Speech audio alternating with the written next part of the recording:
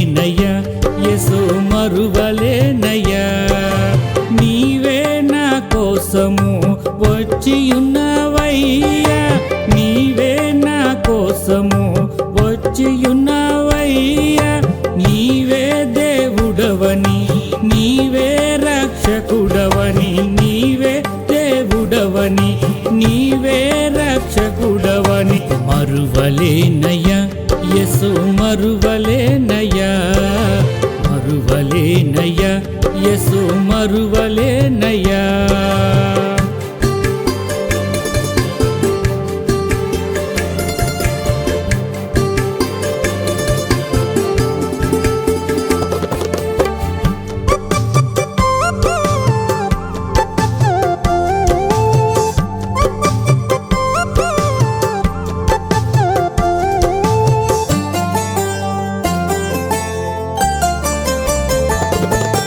ధనధాన్యములు నా దగ్గర లేవయ్యా, పేరు ప్రతిష్టతలు నాకు లేనే లేవయ్యా.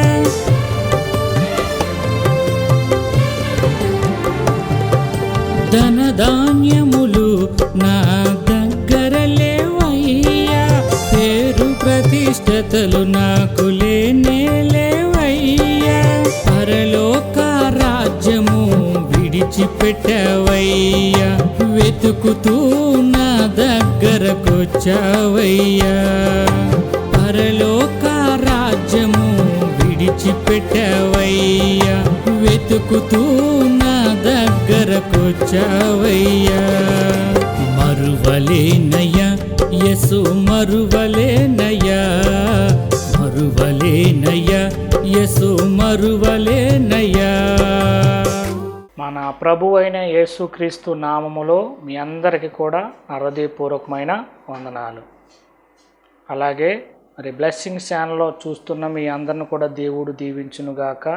అలాగే బ్లెస్సింగ్ ఛానల్ మేనేజర్ని మరి దేవుడు దీవించునుగాక. అలాగే బ్లెస్సింగ్ ఛానల్ చేస్తున్న బిడ్డలను కూడా దేవుడు బహుగా ఆశీర్వదించునుగాక. ఎందుకనంటే మరి వాళ్ళు ఎంతో ప్రయాసపడుతున్నారు, అనేకమైన ఆత్మలను రక్షించాలని, అనేక మందికి మీ వర్తమానం, దేవుని వర్తమానం వినిపించాలని మరి వాళ్ళు ఎంతో ప్రయాసపడుతున్నారు. ప్రయాసపడి భారం మోస్తున్న సమస్త జనులారా నా యొద్దకు రండి, మీకు విశ్రాంతిని కలగజేస్తానన్నాడు. అలాగే మీరందరూ కూడా మరి దేవుని యందు నమ్మిక ఉంచండి. అలాగే మరి కొంతసేపు దేవుని వాక్యం మరి చదువుకుంటూ ముందుకెళ్దాం. యెషయా గ్రంథము 45వ అధ్యాయము 5వ వచనం. నేను యెహోవాను, మరి ఏ దేవుడను లేడు, నేను తప్ప ఏ దేవుడను లేడు. తూర్పు నుండి పడమట దిక్కు వరకు నేను తప్ప ఏ దేవుడను లేడు. ఎందుకనంటే తూర్పు నుండి పడమట వరకు కూడా మరి ఏ దేవుడు లేడని ప్రభు చెప్తున్నాడు. ఎందుకని చెప్తున్నాడు అని అంటే, నన్ను నమ్మిన వారు మరి ఇంక ఎవరిని కూడా నమ్మకూడదని చెప్తున్నాడండి. ఎందుకనంటే ఆయన గొప్ప దేవుడు. ఆయన అంటున్నాడు, భూమి ఆకాశములను కలగజేసిన వాడును నేనే, నేను తప్ప ఏ దేవుడును లేడు. నేనే జీవము కలిగిన వాడును, నేనే ఆదియు అంతము అల్ఫాయుగు మేఘైన వాడును, నిన్న నేడు ఏకరీతిగా ఉన్నవాడును నేనొక్కడనే అంటున్నాడు. ఆయన ఒక్కడే గనుక మరి ఆయన నమ్ముకుంటే మనకి ఏం కలుగుద్దని అంటే ప్రభు చెప్తున్నాడు. మీరు ఆలకించండి. యెషయా గ్రంథము 42వ అధ్యాయము మరి 6వ వచనము 7వ వచనంలో దేవుడు ఇలా రాయించడం జరిగింది. గుడ్డివారు కనులు తెరుచుటకును, బంధింపబడిన వారి చెరసాలలో నుండి వెలుపలికి తెప్పించుటకు, చీకటిలో నివసించు వారిని బందీ గృహములో నుండి వెలుపలికి తెచ్చుటకును యెహోవానగు నేనే నీతి విషయములో నిన్ను పిలిచి నీ చెయ్యి పట్టుకొని ఉన్నాను. మన కుడి చెయ్యి ఆయన పట్టుకొని ఉన్నాడంట. అయ్యా, మరి మీరు చీకట్లో ఉన్నారు, మీరు అంధకారములో ఉన్నారు, మిమ్మల్ని విడిపించడానికి మాత్రమే వచ్చాను. ఈ బందీ గృహములలో, ఈ యొక్క చెరసాలలో మీరు ఉన్నారని, మిమ్మల్ని నేను విడిపించడానికి ఈ భూలోకములకు వచ్చానని ప్రభువు చెప్తున్నాడు. ఎవరూ చేయని త్యాగము మన కొరకు ఆయన చేశాడు. ఎందుకనంటే ఒక్క మాట జ్ఞాపకం చేసుకోండి, ఈ లోకానికి ఆయన వచ్చి ఉండకూడదు. ఎందుకనంటే మన కొరకు ఆయన వచ్చాడండి. ఎందుకు వచ్చాడనంటే మరి ఆది కాండము నుండి ప్రకటన గ్రంథం వరకు కూడా మరి ఎందరినో ప్రవర్తనలే మరి పంపాడండి. పంపినప్పుడు మరి వాళ్ళ మాటలో విని ఎందరో మరి దేవుళ్ళు నడిచారు. ఎందుకనంటే ప్రభువు చెప్తున్న మాట, మిమ్మల్ని విడిపించడానికి మాత్రమే నేను వచ్చాను అంటున్నాడండి. ఎందుకనంటే మిమ్మల్ని విడిపించడం అని అంటే సామాన్యమైన పని కాదు. ఎందుకంటే భూలోకంలో మనలో ఉన్న ఆత్మని విడిపించడానికి, మనలో ఉన్న ఆత్మ ఎక్కడ ఉందనంటే చీకట్లో ఉన్నది, ఈ లోకంలో చిక్కుబడిపోయి ఉన్నది, ఈ చెరసాలలో ఉంది. ఈ జైలు నుంచి మనల్ని విడిపించడానికి మన తండ్రి మన కొరకు వచ్చాడు. మన దేవుడు ఎవరనంటే మనకి ఏమై ఉన్నాడనంటే తండ్రి అయి ఉన్నాడు. ఈ లోకం కొరకు మనం ఏడవలసిన అవసరంలా, మన తండ్రి దేవాది దేవుడై ఉన్నాడు. ఆయన అంటున్నాడు, పిల్లలారా నా మాట మీరు ఆలకించండి, నా మాట వినండి. మీరు చీకట్లో జీవించకూడదు, మీరు చీకట్లో ఉండకూడదు, మీది వెలుగైన మార్గము. నేను లోకానికి వెలుగై ఉన్నాను, నన్ను వెంబడించిన వాళ్ళు ఎన్నడూ కూడా చీకట్లో జీవించరని ప్రభువు చెప్తున్నాడు. అలా జీవించాలనంటే ఆయన కృప మన మీద ఉండాలి. మన కృప, ఆయన కృప ఎందుకు ఉందనంటే ఆయన అంటున్నాడు, ఎవరు కూడా నశించిపోవడం నాకు ఇష్టం లేదు కనుక నేను ఈ భూలోకములకి మరి కన్యక గర్భవతి కుమారుడుగాను ఆయన భుజముల మీద రాజ్యభారం ఉండునని ఎస్ఐ గారు మరి రాయడం జరిగింది. ఎస్ఐ గారితో దేవుడు ఎందుకనంటే ప్రభువు చెప్తున్నాడు, ఆయన భుజముల మీద రాజ్యభారం ఉందంట. రాజ్యం అనగా మన భారం అంతా ఆయన మీద ఉన్నదని చెప్తున్నాడు. ఎందుకనంటే మనల్ని విడిపించడానికి ఆయన మరి భూలోకంలో పుట్టాడు, మరి శిలువ మరణం పొందాడు, తిరిగి లేచాను అంటున్నాడు. ఎందుకంటున్నాడు అంటే మిమ్మల్ని నేను విడిపించడానికి మిమ్మల్ని నేను నా రక్తం ఇచ్చి మిమ్మల్ని కొనుక్కున్నాను అంటున్నాడు. ఆయన రక్తం ఇచ్చి మనల్ని కొన్నాడు అంటున్నాడు. ఇప్పుడైనను మీరు తెలుసుకొని నన్ను వెంబడించండి అంటున్నాడు. అందుకే దేవుడు మరి భూలోకంలోకి వచ్చినప్పుడు మరి ఆ శిశువులకి మరి ఎన్నో ఉపమానాలుగా మరి అర్థం అవ్వేలాగా మరి దేవుడు చెప్పాడండి. ఎందుకనంటే నా పిల్లలారా నా మాట ఆలకించండి అని చెప్తున్నాడు. ఆయన మాట ఏమంటున్నాడనంటే, అయ్యా దేవుని రాజ్యము ఉన్నది, ఆ రాజ్యము మీ ఎదుటే ఉన్నది అని చెప్తున్నప్పుడు వాళ్ళకి అర్థం కానప్పుడు వాళ్ళు వివరణ చెప్పమన్నప్పుడు నాయన మరి ఇప్పుడు ఊడుపు ఊడుస్తున్నారు కదా, మరి ఇప్పుడు ఊడుపు ఊడిసిన తర్వాత మరి మళ్ళీ చేను పండుతుంది కదా, పండినప్పుడు మరి మీరు ఊడ్చినప్పుడైనా మీ ఊడిపే ఉంటుంది, మరి కలుపు ఉండదు. కలుపు అంటే మరి తప్పలు కానీ మరి ఆ పిచ్చ మొక్కలు కానీ ఉండవు. కానీ అవన్నీ వేసేది సాతానుగాడు వేస్తాడు అని చెప్పాడండి. చెప్పినప్పుడు మరి కలుపు మరి పూడిచింది రెండు ఎదుగుతాయి. ఎదిగినప్పుడు కోత సమయం వచ్చినప్పుడు మరి కోత కోసినప్పుడు మరి అన్నీ కూడా మరి ఎగరబోసినప్పుడు ఈ తప్పలో మరి ఒడ్లుగా మరి ఎలాగెళ్తాయో మరి యుగ సమాప్తి జరుగుద్ది, రాకడనే యుగ సమాప్తి జరుగుద్ది. అప్పుడు కోత కోసే మరి దేవదూతలు వస్తారని చెప్తున్నాడు.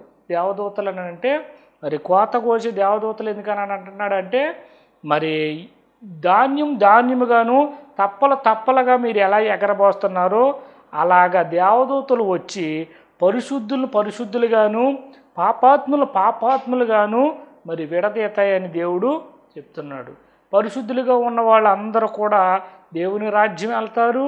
మరి దేవుని నమ్మిక లేక మరి పాపము చేసి మరి అన్యాయము చేసి ఈ లోకములో మరి దేవుని యందు భయభక్తులు లేక జీవించిన వాళ్ళు అందరూ కూడా మరి ఎక్కడికి వెళ్తారంటే అగ్ని ఆరదో పురుగు చావదనే ప్రదేశానికి వెళ్తారని ప్రభువు చెప్తున్నాడు. ఇప్పుడైనను మీరు మారు మనసు పొందండి, రక్షణ పొందండి. నేను ఎవరో మీరు ఒకసారి ఆలకించండి. నేను ఎందుకు వచ్చాను ఈ లోకానికి మీరు ఒకసారి ఆలోచిస్తే, మీరు మోకాళ్ళుండి ప్రార్థన చేస్తే మీ ఆత్మనేత్రాలు తెరుస్తాను అంటున్నాడు, మీ ఆత్మజ్యోతులు వెలిగెత్తాను అంటున్నాడు, మీ రాజ్యము ఇది కాదని మీకు తెలిసేలాగా నేను చేస్తానంటున్నాడు. అలాగా ఉండాలనంటే మీరు నిజంగా పరలోక రాజ్యం వచ్చిన వాళ్ళైతేనే ఆయన మాటకు లోబడతారు, ఆయన మాట నమ్ముతారు. మనం ఎందరినో మరి చెప్తూ ఉంటాం ఎందరకు, అయ్యా యేసు ప్రభువు నమ్ముకోరా, యేసు ప్రభువు నమ్ముకుంటే మరి నీ కష్టాలు తీరతాయి, యేసు ప్రభువు నమ్ముకుంటే నీ తాగుల్లో నుంచి విడిపించబడతావు, నువ్వు యేసు ప్రభువు నమ్ముకుంటే నువ్వు ఎన్నో బ్రతుకుతావు, నీ ఎన్నో మేలు జరుగుతాయి అని అంటే వాళ్ళు అంటారు, ఆ యేసు ప్రభువే చెయ్యాలా, మనం కష్టపడితే మనకు మేలు జరగదా అనుకుంటారు. కానీ దేవుడు ఏమంటున్నాడంటే ఎవరైతే మరి పరలోకరాజ్యం నుంచి పడిపోయారో వాళ్ళు మాత్రమే నా మాటలు వింటారు అని చెప్తున్నాడు. మరి కనమ వాళ్ళు వినరా అని అంటే వింటారు, కానీ వాళ్ళు ఏం చేస్తారంటే చెవులుండి కూడా వినరు. అందుకే దేవుడు చెప్తున్న మాట, నా స్వరము నా పిల్లలు వింటారు. ఆయన స్వరం అంట ఆయన పిల్లలు వింటారంట. అందుకే ఏమంటున్నాడు అని అంటే చెవి కలిగిన వాడు నావాడు, చెవి లేనోడికి ఎన్ని చెప్పునా అర్థం అవ్వదండి. మనం ఎందరమో చూస్తూ ఉంటాం, మరి యేసు ప్రభు దగ్గరికి రాగానే ఈయన నిజమైన రక్షకుడు, ఈయన నిజమైన దేవుడు అని అంగీకరించే వాళ్ళు ఎందరో ఉంటారు. కానీ కొందరు చూస్తూ ఉంటాం 20 సంవత్సరాల నుంచి 30 సంవత్సరాల నుంచి 40 సంవత్సరాల నుంచి మందిరానికి వెళ్తూనే ఉంటారు. కానీ వెళ్ళి ఏం చేస్తారనంటే అక్కడ కొంచెంసేపు పాస్టర్ గారి దగ్గర మరి ఎంతో భయభక్తులుగా ఉన్నట్లుగా, ఆ పాస్టర్ అమ్మగారితో ఎంతో భయభక్తులుగా ఉన్నట్లుగా, ఆ సంఘంలో ఉన్న బిడ్డలందరితో ఎంతో భయభక్తులుగా నీతిమంతులుగా ఉన్నట్లుగా నటిస్తారు. నటించి ఇంటికి వచ్చిన తర్వాత మామూలే. ఎందుకనంటే దేవుడు ఏమంటున్నాడంటే నువ్వు ఏ విధంగా నడుస్తున్నావో ఆ విధంగా నడుచు, ఏ విధంగా జీవిస్తున్నావో ఆ విధంగా జీవించు. ఎవరినో మోసం చేయాలని, ఎవరినో ఏదో చేయాలని నువ్వు మందిరానికి వెళ్ళకూడదు అంటున్నాడు. ఎందుకనంటే లేనిపోని శిక్షలు నీ మీదకు వస్తాయి. ఎందుకనంటే నటించే వాళ్ళంటే దేవుడికి అసహ్యం అని చెప్పాడండి. అందుకే బైబిల్ ఏం రాయబడింది అంటే వేసినైనా క్షమించానంటున్నాడు, కానీ వేషధారిని క్షమించనంటున్నాడు.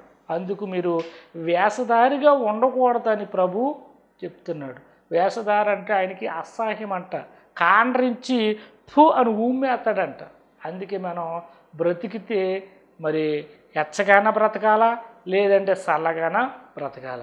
నులివెచ్చగా బ్రతికిన వాళ్ళ జీవితం ఎలాగుంటుంది అంటే రేపొద్దున దేవుని రాజ్యం వెళ్ళటానికి కుదరదు అంటున్నాడు. ఎందుకనంటే వాళ్ళు నటింతారు. ఎవరు నటింతారు?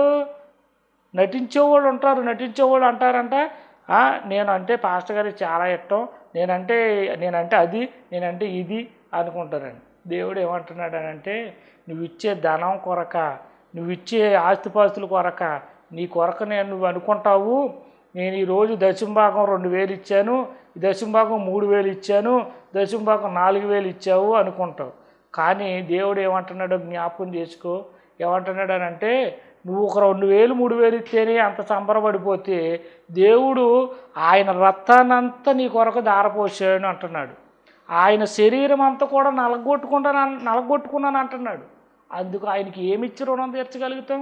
ఆయనకి ఏమిచ్చి ఆయన రుణం తీర్చగలుగుతాం? అందుకే దేవుడు అంటున్నాడు, అయ్యా నువ్విచ్చే ధనధాన్యాల కొరకు నేను రాలేదురా బాబా, నువ్విచ్చే ఆస్తిపాస్తుల కొరకు నీ దగ్గరికి రాలేదురా నాయన, నువ్వు చిక్కుపడిపోయావని, నువ్వు ఈ లోకంలో ఉండిపోయావని నీ ద్వారా నేను మాట్లాడుతున్నాను, ఒక సేవకుడిని నేను అడ్డం పెట్టుకొని నేను మాట్లాడుతున్నాను అంటున్నాడు.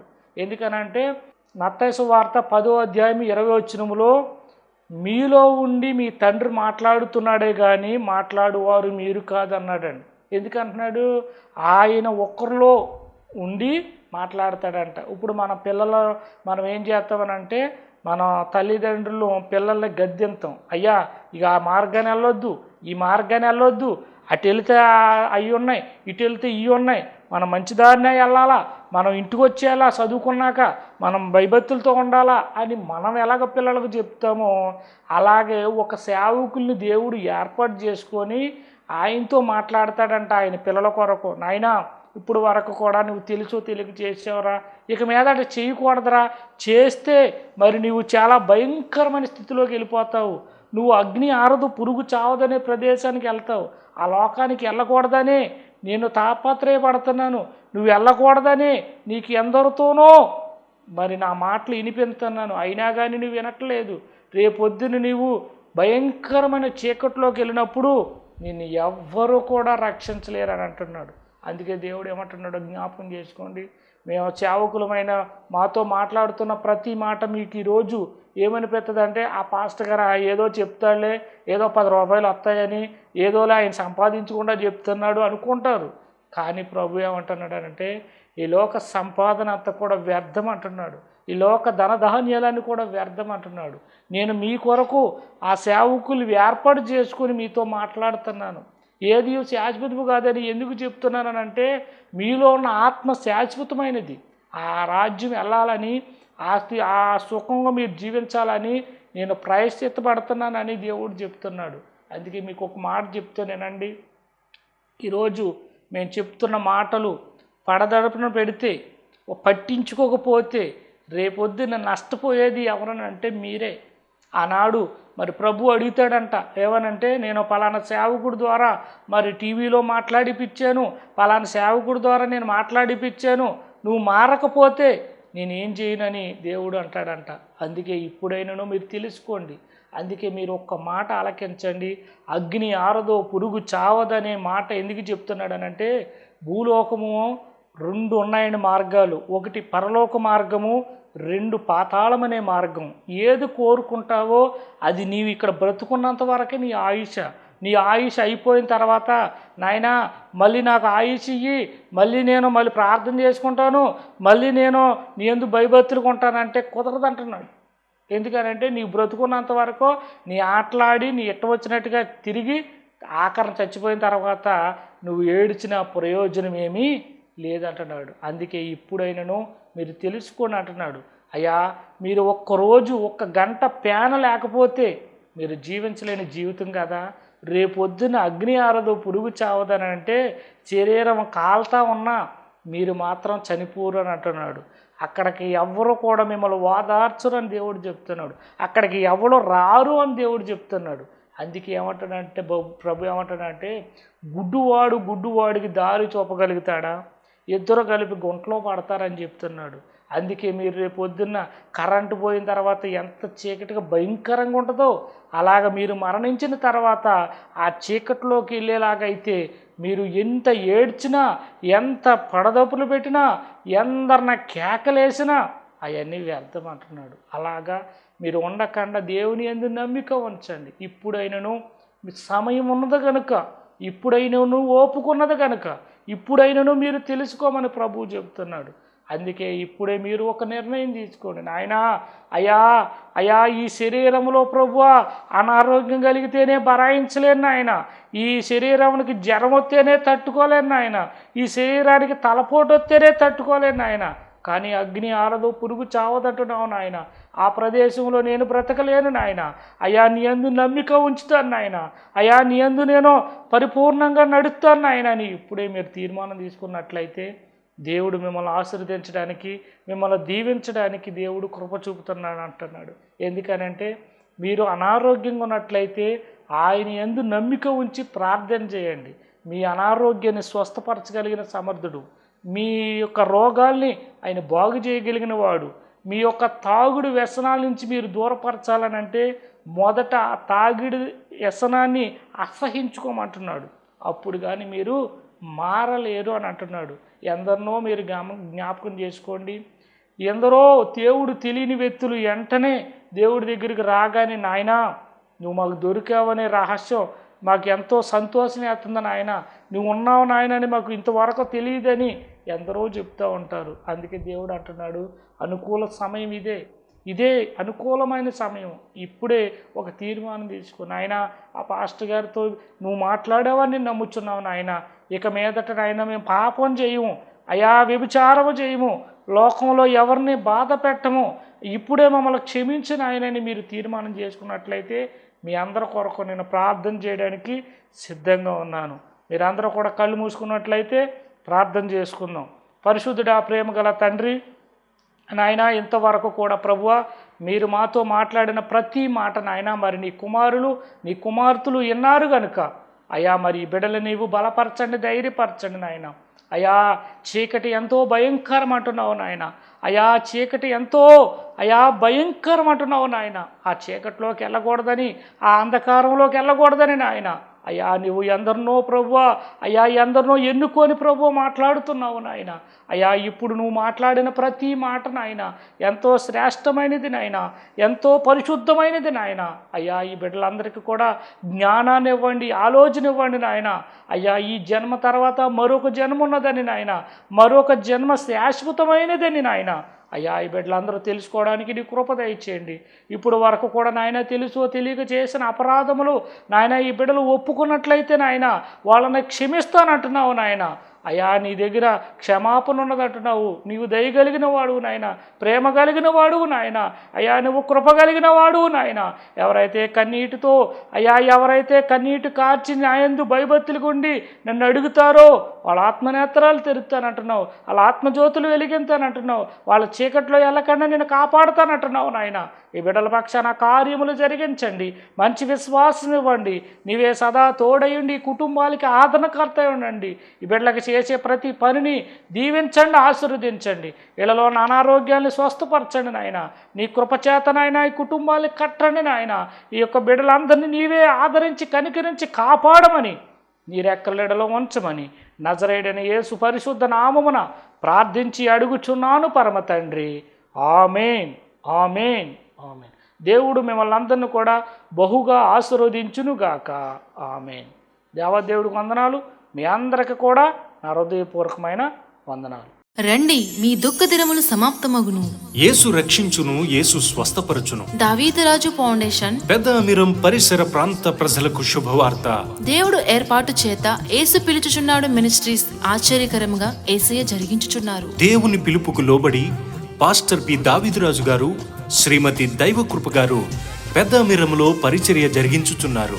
మందిరానికి స్థలం లేక ఒక సహోదరి ప్రేరేపించబడి 1 సంవత్సర కాలం ప్రార్థన జరిగించుటకు ఇచ్చిన స్థలములో ప్రస్తుతం టెంట్ వేసి ప్రార్థనా కార్యక్రమాలు జరిగించుచున్నారు. ప్రత్యేకముగా ప్రతి కుటుంబము కొరకు ప్రార్థించుటకు ప్రతి బుధవారం ఉదయం 10 గంటలకు ఉపవాస కూడిక జరుగును. కుటుంబ సమస్యలతో బాధపడుతున్నారా? అనారోగ్యం చేత బాధించబడుతున్నారా? అప్పుల చేత, చీకటి శక్తుల చేత పీడించబడుతున్నారా? అయితే కదలిరండి, దేవుడు మీ జీవితాల్లో అద్భుత కార్యాలు జరిగించున్నట్లుగా ప్రార్థనా సహవాసం కొరకు పాస్టర్ పి దావీదురాజు గారు మీ అందరి కొరకు ప్రత్యేక ప్రార్థన చేయుదురు. ఆరాధనా క్రమములు ప్రతి ఆదివారం ఉదయం 10 గంటలకు ఆరాధన జరుగును. ప్రతి బుధవారం ఉదయం 10 గంటలకు ఉపవాస ప్రార్థన జరుగును. ప్రతి నెల మొదటి ఆదివారం ప్రభు సంస్కార ఆరాధన జరుగును. అందరికీ ప్రేమపూర్వక ఆహ్వానము. రండి, దేవుని సహవాసము చేయుటకు, ఆయన సన్నిధిని అనుభవించుటకు. మా చిరునామా పాస్టర్ పి దావీదురాజు గారు, పెద్ద అమీరం, పశువుల ఆసుపత్రి వీధి,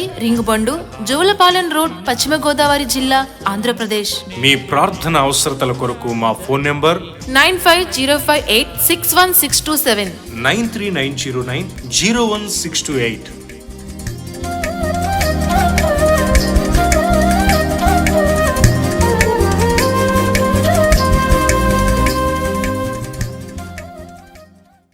రండి, మీ దుఃఖ దినములు సమాప్తమగును. యేసు రక్షించును, యేసు స్వస్థపరచును. దావీదురాజు ఫౌండేషన్ పాలకోడేరు మండలం పెన్నాడ కొత్తపేట పరిసర ప్రాంత ప్రజలకు శుభవార్త. దేవుని ఏర్పాటు చేత యేసు పిలుచుచున్నాడు మినిస్ట్రీస్ ఆశ్చర్యకరంగా యేసయ్య జరిగించుచున్నారు. దేవుని పిలుపుకు లోబడి పాస్టర్ పి దావీదురాజు గారు, శ్రీమతి దైవకృప గారు పెన్నాడ కొత్తపేటలో పరిచర్య జరిగించుచున్నారు. ప్రస్తుతం టెంట్ వేసి ప్రార్థన క్రమాలు జరిగించుచున్నారు. ప్రత్యేకముగా ప్రతి కుటుంబం కొరకు ప్రార్థించుటకు ప్రతి నెల మొదటి గురువారం ఉదయం 10 గంటలకు ఉపవాస కూడిక జరుగును. కుటుంబ సమస్యలతో బాధపడుతున్నారా? అనారోగ్యము చేత బాధించబడుతున్నారా? అప్పుల చేత, చీకటి శక్తుల చేత పీడించబడుతున్నారా? అయితే కదలిరండి, దేవుడు మీ జీవితాల్లో అద్భుత కార్యాలు జరిగించినట్లుగా ప్రార్థనా సహవాసం కొరకు. భీమవరం నుండి వచ్చుచున్న దైవజనులు పాస్టర్ పి దావీదురాజు గారు మీ అందరి కొరకు ప్రత్యేకముగా ప్రార్థన చేయుదురు. ఎవరున్నారయ్యా యేసయ్యా, ఆనాడు ఈనాడు ఉన్నావు యేసయ్యా. రండి, మీ దుఃఖ దినములు సమాప్తమగును. యేసు రక్షించును, యేసు స్వస్థపరచును. దావీదు రాజు ఫౌండేషన్. ఆకివీడు దగ్గర ఐ భీమవరం పరిసర ప్రాంత ప్రజలకు శుభవార్త. దేవుని ఏర్పాటు చేత యేసు పిలుచుచున్నాడు మినిస్ట్రీస్ ఆశ్చర్యకరముగా యేసయ్య జరిగించుచున్నారు. దేవుని పిలుపుకు లోబడి పాస్టర్ పి దావీదురాజు గారు, శ్రీమతి దైవకృప గారు ఆకివీడు దగ్గర ఐ భీమవరంలో పరిచర్య జరిగించుచున్నారు. ప్రస్తుతం టెంట్ వేసి ప్రార్థన క్రమాలు జరిగించుచున్నారు. ప్రత్యేకముగా ప్రతి కుటుంబం కొరకు ప్రార్థించుటకు ప్రతి నెల మొదటి సోమవారం ఉదయం 10 గంటలకు ఉపవాస కూడిక జరుగును. కుటుంబ సమస్యలతో బాధపడుతున్నారా? అనారోగ్యము చేత బాధించబడుతున్నారా? అప్పుల చేత, చీకటి శత్రు చేత పీడించబడుచున్నారా? అయితే కదలి రండి. దేవుడు మీ జీవితాల్లో అద్భుత కార్యాలు జరిగించున్నట్లుగా ప్రార్థన సహవాసం కొరకు భీమవరం నుండి వచ్చుచున్న దైవజనులు పాస్టర్ పి దావీదు రాజు గారు మీ అందరి కొరకు ప్రత్యేకంగా ప్రార్థనలు చేయుదురు. రక్షకుడవని నీవే దేవుడవని నీవే రక్షకుడవని మరువలేనయ్యా యేసు మరువలే. రండి, మీ దుఃఖ దినములు సమాప్తమగును. యేసు రక్షించును, యేసు స్వస్థపరచును. దావీదు రాజు ఫౌండేషన్. జంగారెడ్డిగూడెం పరిసర ప్రాంత ప్రజలకు శుభవార్త. గురువాయిగూడెం మెయిన్ రోడ్ పక్కన గొట్టాల ఫ్యాక్టరీ వెనుక దేవుని ఏర్పాటు చేత యేసు పిలుచుచున్నాడు మినిస్ట్రీస్ ఆశ్చర్యకరంగా యేసయ్య జరిగించుచున్నారు. దేవుని పిలుపుకు లోబడి పాస్టర్ పి దావీదురాజు గారు, శ్రీమతి దైవకృప గారు గురువాయిగూడెం మెయిన్ రోడ్ ప్రక్కన గొట్టాల ఫ్యాక్టరీ వెనుక పరిచర్య జరిగించుచున్నారు. ప్రస్తుతం టెంట్ వేసి ప్రార్థన కార్యక్రమాలు జరిగించుచున్నారు. ప్రత్యేకముగా ప్రతి కుటుంబం కొరకు ప్రార్థించుటకు ప్రతి నెల మొదటి శుక్రవారం ఉదయం 10 గంటలకు ఉపవాస కూడిక జరుగును. కుటుంబ సమస్యలతో బాధపడుతున్నారా? అనారోగ్యము చేత బాధించబడుచున్నారా? అప్పుల చేత, చీకటి శత్రుల చేత పీడించబడుచున్నారా? అయితే కదలి రండి. దేవుడు మీ జీవితంలో అద్భుత కార్యములు జరిగించున్నట్లుగా ప్రార్థనా సహవాసం కొరకు భీమవరం నుండి వచ్చుచున్న దైవజనులు పాస్టర్ పి దావీదు రాజు గారు మీ అందరి కొరకు ప్రత్యేకంగా ప్రార్థనలు చేయుదురు. తోడుగా నీవున్నా